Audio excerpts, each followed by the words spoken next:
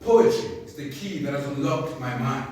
Poetry creates the mental ammunition that pushes this sea animal to shoot at the barriers that limit my Africa.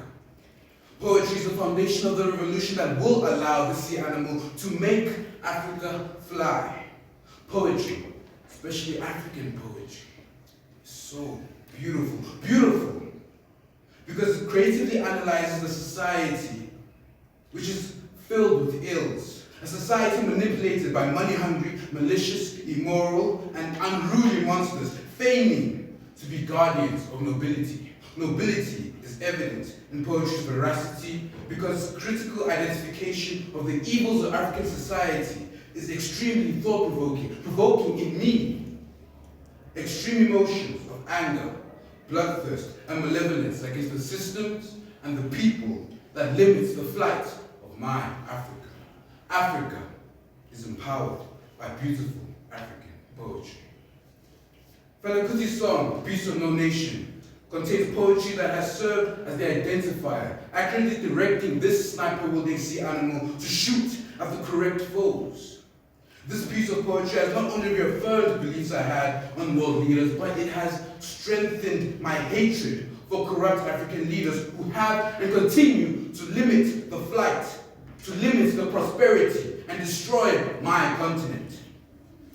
This poem is not lying when it identifies these leaders as animals in human skin. And this simple fact is what boils my blood to the extreme. My boiling blood is vicious, but it is not naive. My boiling blood is calculated and ready to shoot and kill the animalistic leaders who this poem, Beast of No Nation, has identified. The death of these leaders will propel this sea animal's Africa to fly.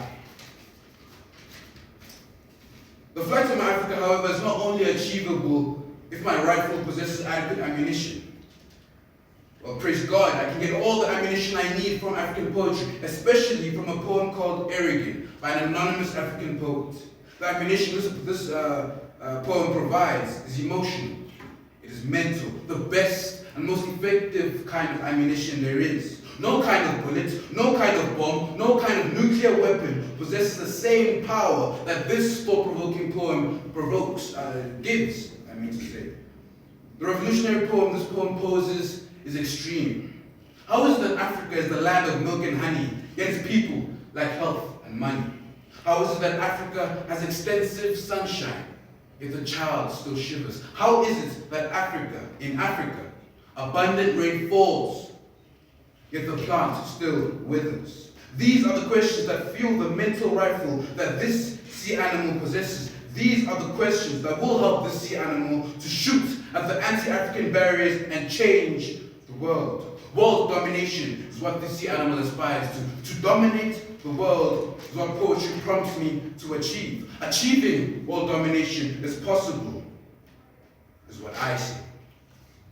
But people do not understand the belief that poetry instills in me, the self-belief that poetry instills in me. When I read poetry like an ode to my motherland by Ugoma Mbanugo, why would I not believe in the capability of this continent to fly?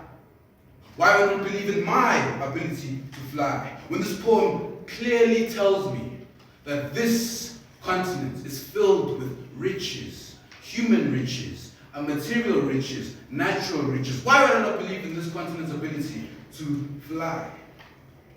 This poem reminds me of the Pan-African flag, Africa's symbol of peace and prosperity.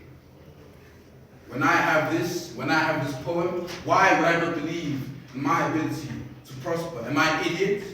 Idiotic is what one would be if one were to doubt the power of Africa. Africa is empowered by beautiful African poetry. Poetry is the foundation of foe identification, loader of the sea animal's rifle, and sustainer of the belief that this sea animal can indeed fly. Fly is what this sea animal will do. And you can bet your life that poetry will journal the flight of my